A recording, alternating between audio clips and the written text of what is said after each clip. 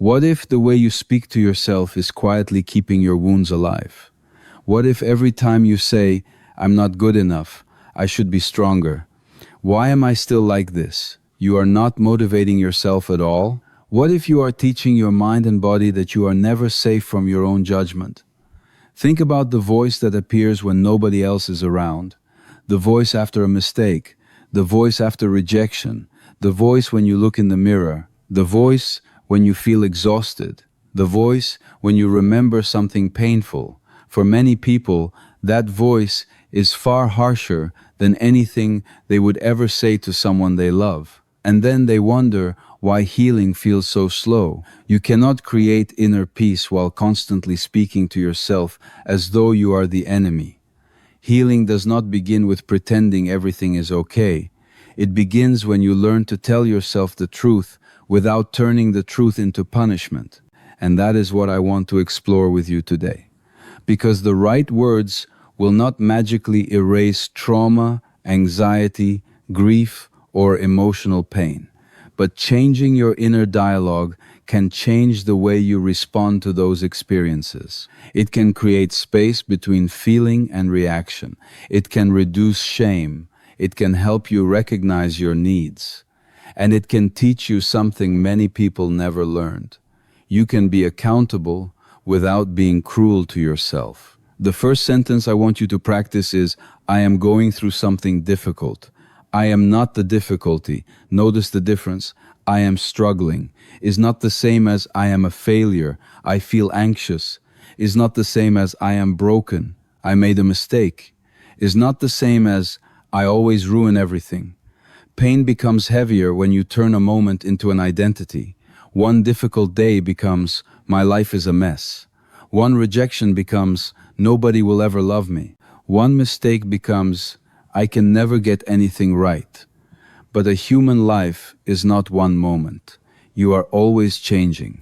Your emotions change, your circumstances change, your beliefs change, your relationships change. So be careful with permanent language. Instead of saying, "This is who I am," say, "This is what I am experiencing right now." That small change creates possibility.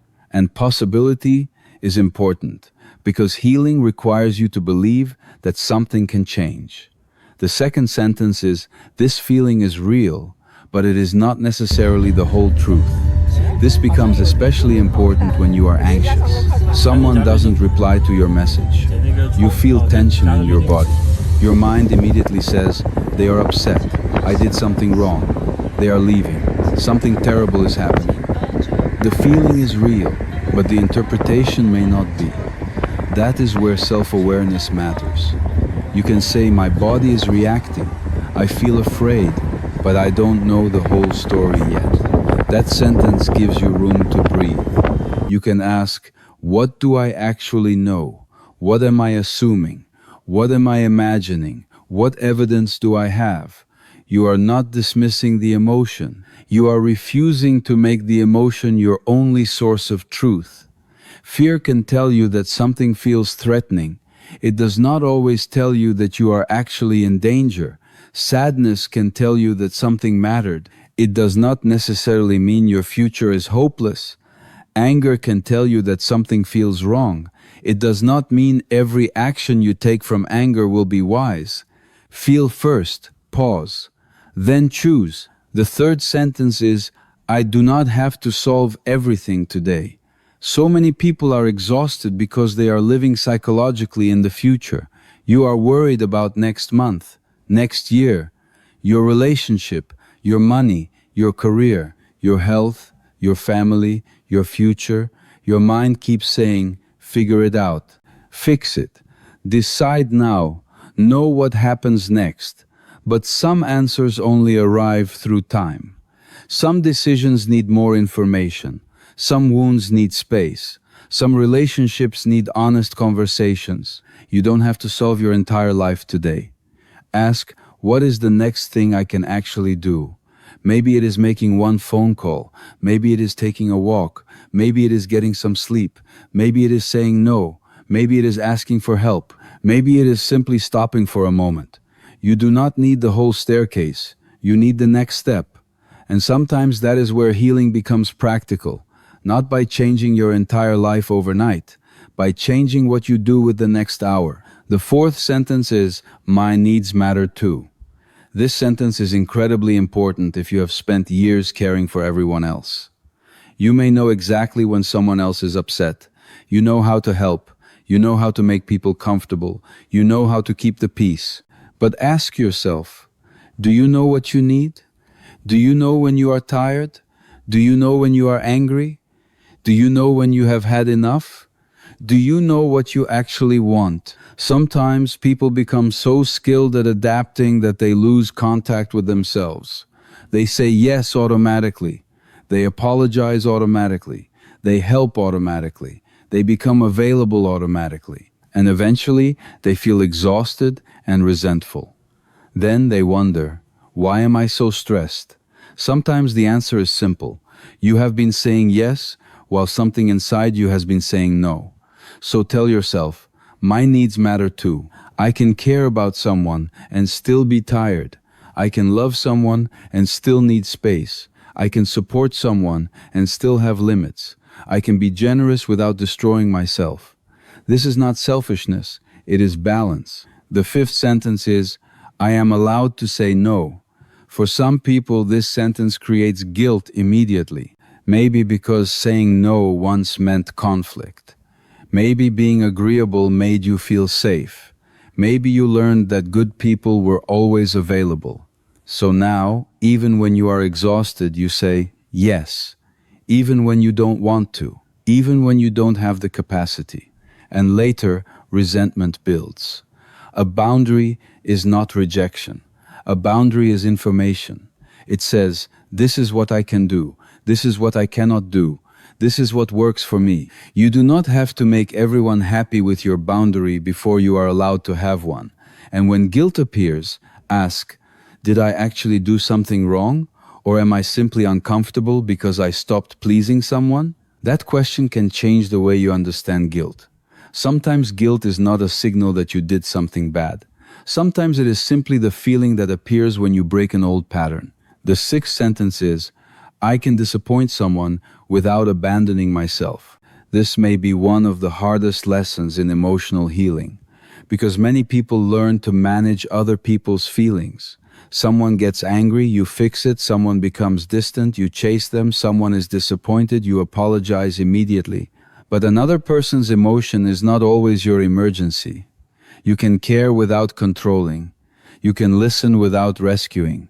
You can love someone without giving away your boundaries. Sometimes the healthiest sentence is, I understand that you are disappointed, and my decision is still the same.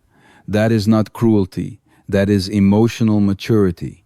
You are learning that connection does not require self-abandonment. The seventh sentence is, I do not have to earn rest. Many people only allow themselves to rest after they have completely exhausted themselves. They say, when I finish everything, I'll relax.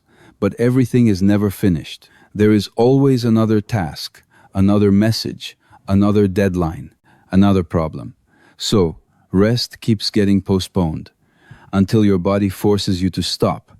Rest is not a reward for being productive enough. Your body needs recovery because you are human. You can rest before collapse. You can pause before everything is completed. You can sit quietly without proving that you deserve it. And sometimes what you call laziness is actually exhaustion. Sometimes what you call lack of motivation is depletion. Listen before judging. The eighth sentence is, I can feel this without acting on it. This is emotional strength. You can feel anger without sending the message. You can feel fear without running. You can feel jealousy without acting destructively. You can feel anxiety without checking your phone repeatedly. You can feel sadness without deciding that your whole life is hopeless. A feeling can be real without becoming a command. So when emotion becomes intense, tell yourself, I can feel this. I do not have to act immediately. I can wait. Then breathe. Let the intensity come down. Because a decision made at the peak of emotion can create consequences that last far longer than the emotion itself. The pause is powerful. The pause gives you choice, And choice is where your freedom begins. The ninth sentence is, this pattern was learned. I can learn something different. Maybe you learned to people please. Maybe you learned to overwork. Maybe you learned to hide your feelings. Maybe you learned to expect rejection. Maybe you learned to handle everything alone. Maybe you learned that being useful was the safest way to feel loved.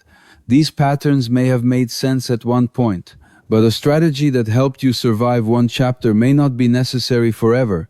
So instead of saying, I am just like this, say, I learned to respond this way.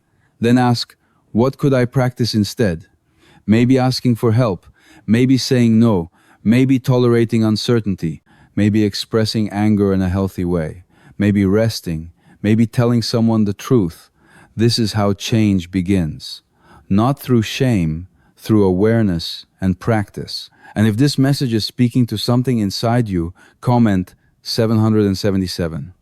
Let 777 mean, I am choosing to stop speaking to myself like an enemy. I am willing to listen to myself. I am willing to heal without demanding perfection. I am willing to stay on my own side. The number itself is not magic. The meaning comes from what you choose to do afterward. Notice the next harsh thought. Pause. Change the language. The 10th sentence is, I am not behind. Comparison can quietly destroy your peace. Someone else is married. Someone else has more money. Someone else seems successful. Someone else has figured out what they want. And you think, I should be further ahead. But according to whose timeline? There is no universal schedule for becoming yourself.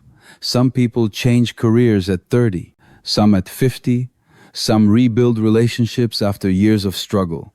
Some discover their purpose much later than they expected. Your timeline is not proof of your worth. So tell yourself, this is where I am. I can begin here. I do not have to hate my current life in order to create a better one. That is a healthier form of ambition. You can want more without believing you are worthless today. The 11th sentence is, I can begin again. You may be carrying mistakes from years ago, a relationship you regret, a decision you wish you could undo, time you feel you wasted, a career path that no longer fits, a version of yourself you don't recognize anymore. But your past is information. It is not a permanent identity. You can change. You can repair what can be repaired. You can apologize. You can learn. You can seek support.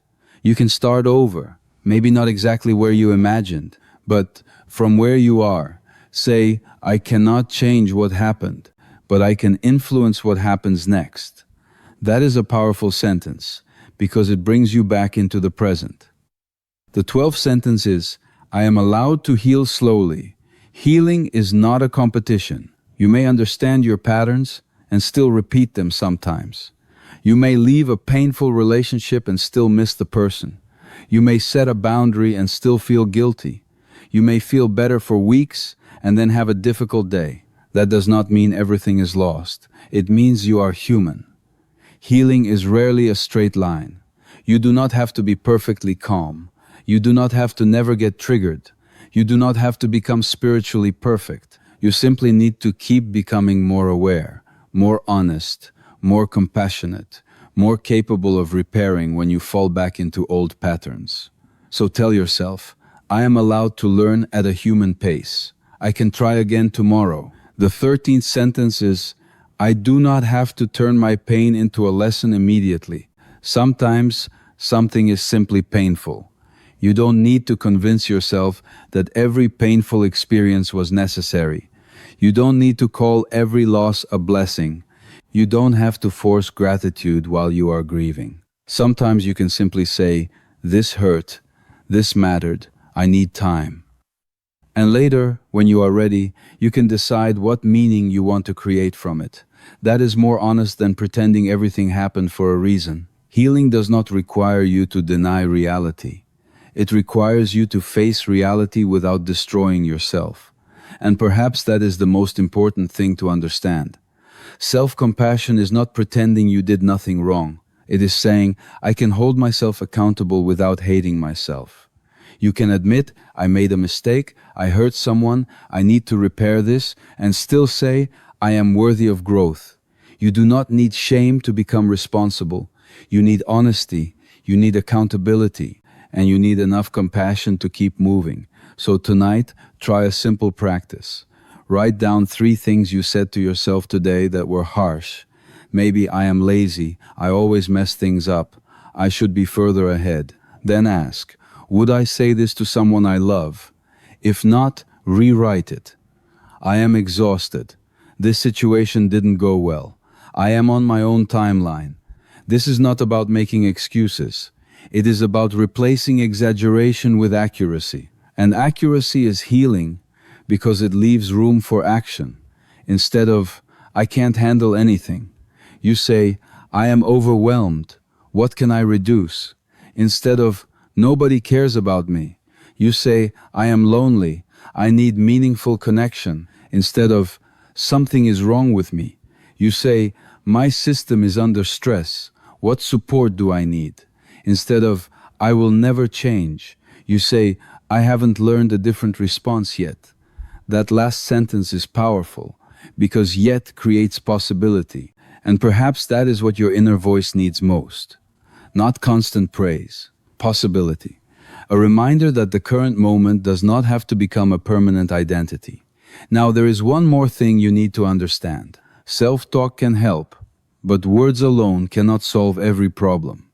Sometimes the answer is a boundary. Sometimes it is rest. Sometimes it is a healthier environment. Sometimes it is a difficult conversation. Sometimes it is therapy. Sometimes it is medical care. Sometimes you need practical changes in your life, not just better thoughts. If you are deeply overwhelmed, struggling to function, or experiencing persistent mental or physical symptoms, getting qualified professional support is not a failure. It is part of taking yourself seriously. Your inner dialogue and your external life need to support each other. If you tell yourself, my needs matter, but continue living in an environment where your needs are constantly ignored, something practical may need to change. If you tell yourself, I am allowed to rest, but never stop working, the sentence needs to become an action. Healing becomes real when your behavior begins agreeing with your words. So begin small. One boundary, one honest conversation, one period of rest, one request for help, one moment where you pause instead of reacting, one time where you choose not to insult yourself after a mistake. That's enough for today. Because transformation does not require one giant breakthrough. It requires repeated moments of different behavior, and eventually your new response becomes more familiar. The harsh voice may still appear, but you no longer automatically believe it. You hear, you are not enough, and answer, I am struggling right now, but my worth is bigger than this moment. You hear, you always fail, and answer, I made a mistake. Let's learn from it.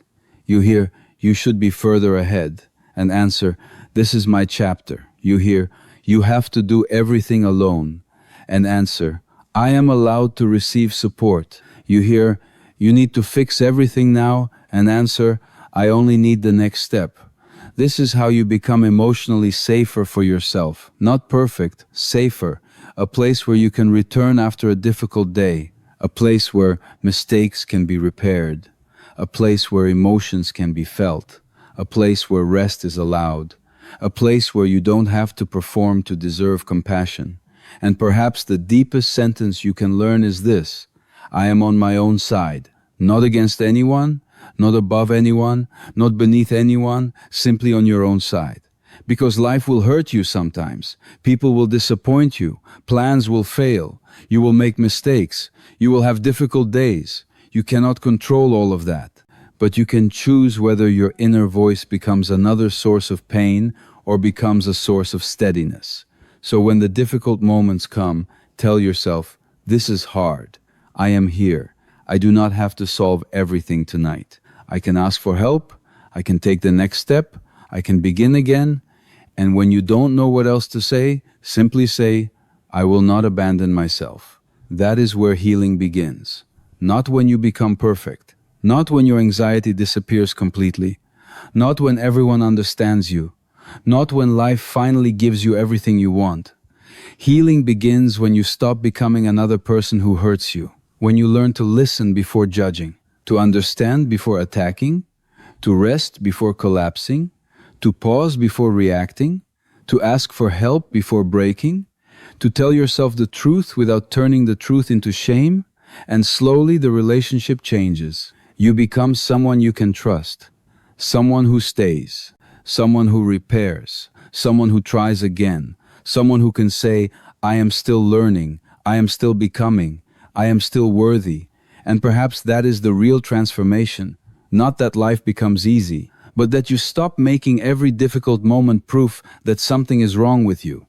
You begin seeing pain as something you can move through.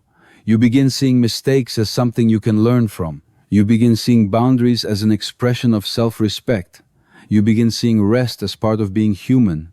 And you begin seeing yourself not as a problem to solve, but as a person to understand. So tonight, before you sleep, ask yourself, what did I need today? What did I feel today? How did I speak to myself when things went wrong? Then choose one sentence that you will carry into tomorrow. Maybe, my needs matter too. I don't have to solve everything today. I can disappoint someone without abandoning myself. I am allowed to rest. I am not behind. I can begin again. Or simply, I am on my own side. Repeat it, not as magic, as practice. Because the privilege of a lifetime is to become who you truly are.